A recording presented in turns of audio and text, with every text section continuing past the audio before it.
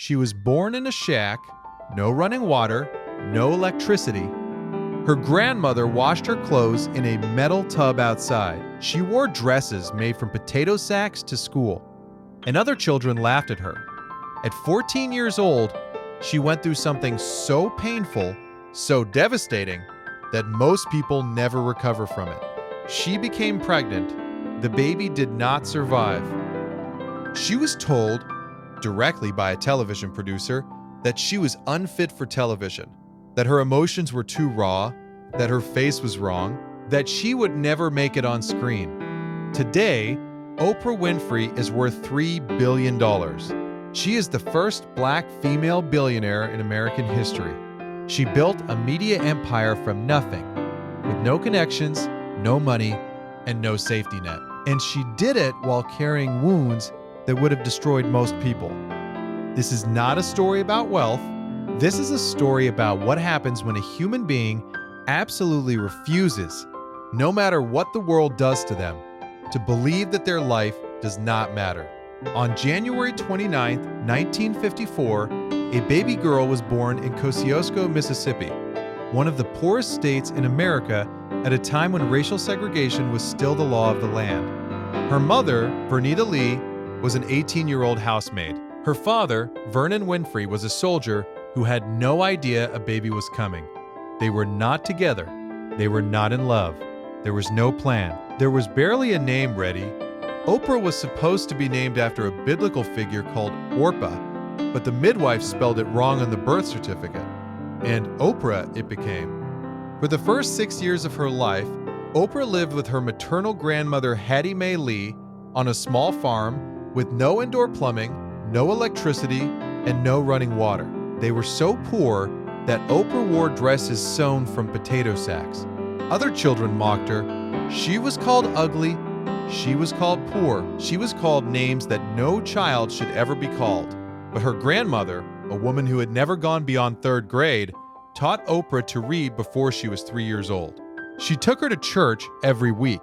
She told her, "You are not your circumstances. You are what you decide to become." When Oprah was 6 years old, her grandmother became too ill to care for her. Oprah was sent to Milwaukee, Wisconsin to live with her mother Vernita, a woman she barely knew.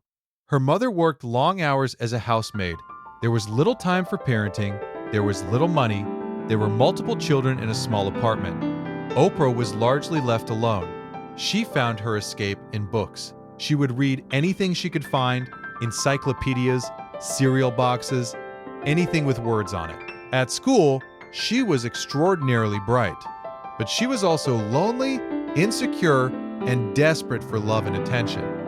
She has said that she grew up feeling completely invisible, like a girl the world had not noticed and did not need.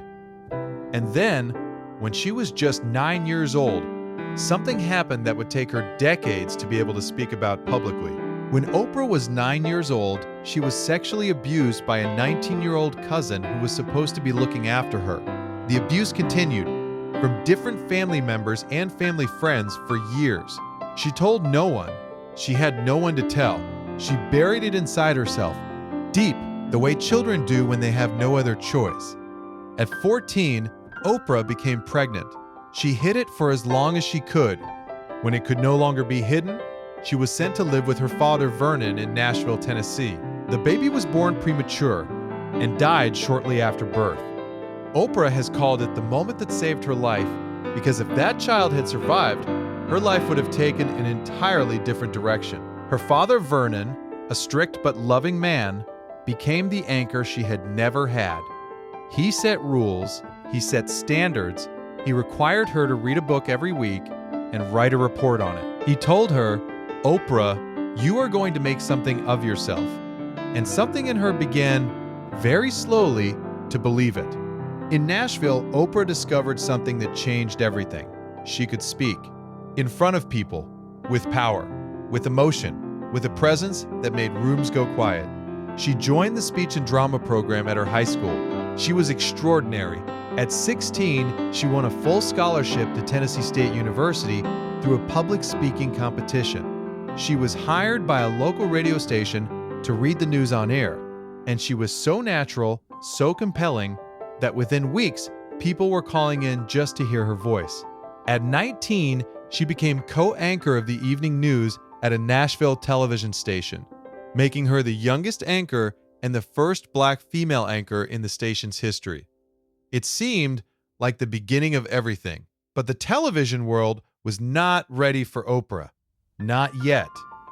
In 1976, Oprah moved to Baltimore to work at WJZ-TV as a co-anchor for the evening news. And almost immediately, everything fell apart. The producers told her she was too emotional, too involved in the stories she was reading. A consultant was brought in to evaluate her, and the verdict was brutal. Her hair was wrong, her eyes were too far apart, her nose was too wide.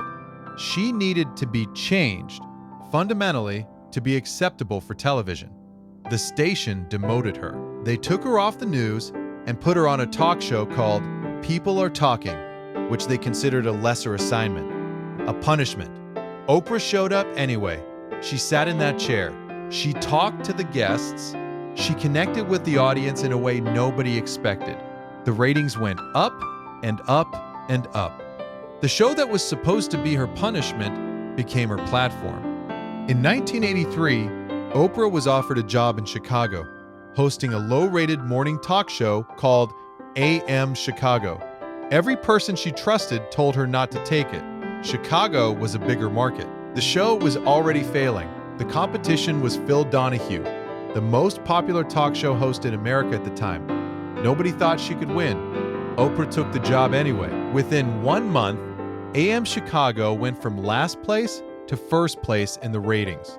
Within a year, it was so popular, it was expanded from 30 minutes to an hour and renamed The Oprah Winfrey Show.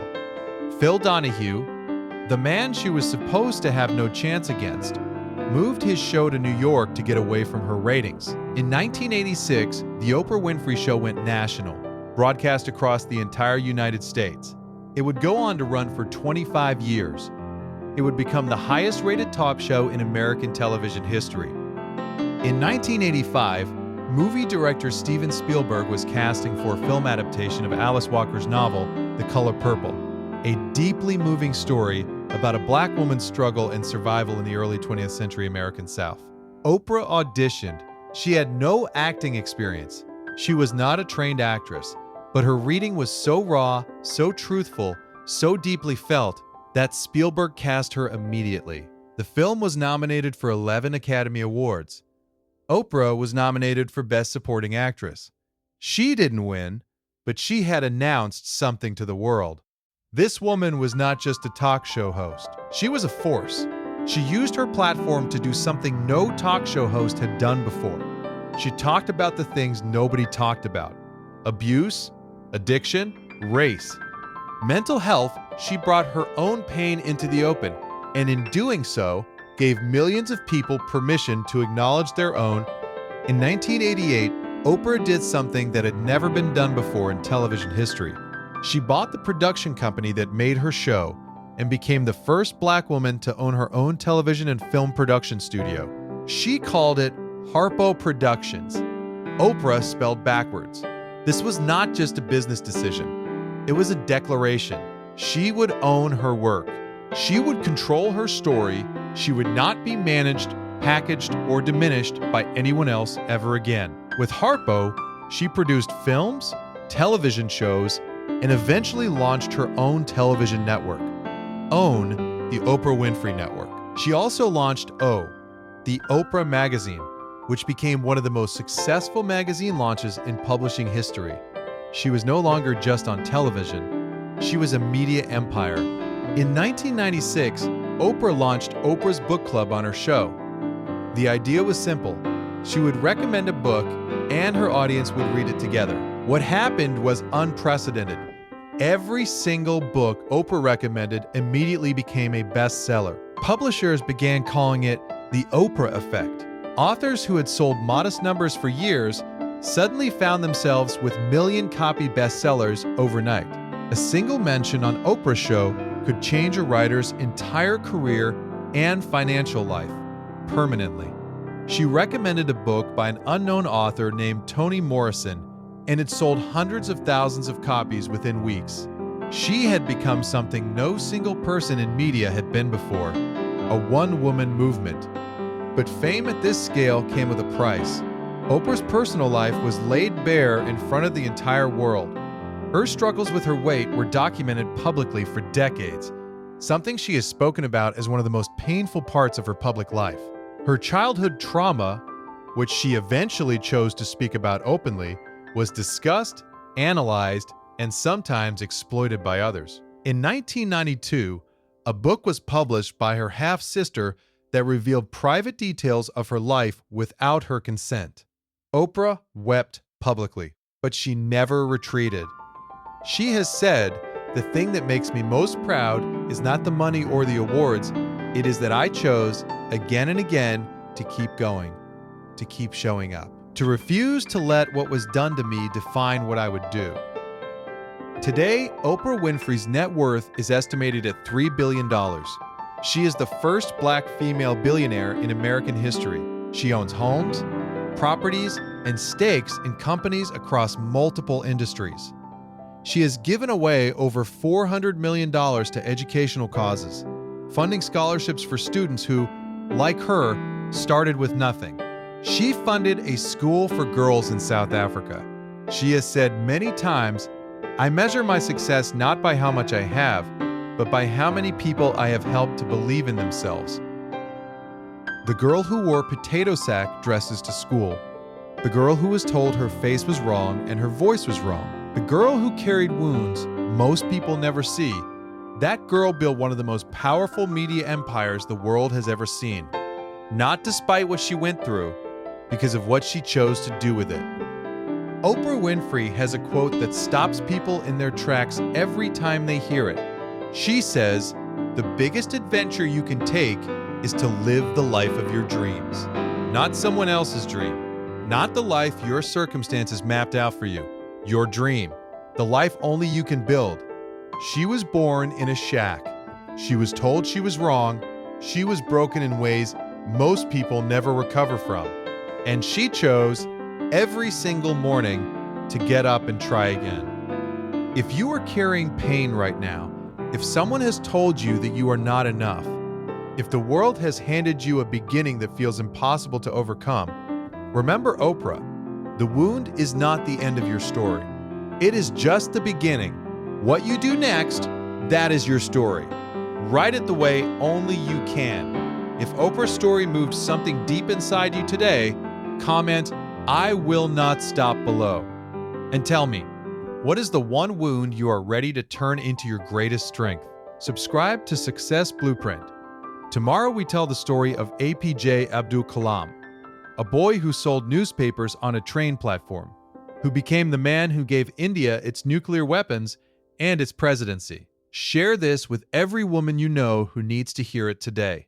Their breakthrough might start with this video.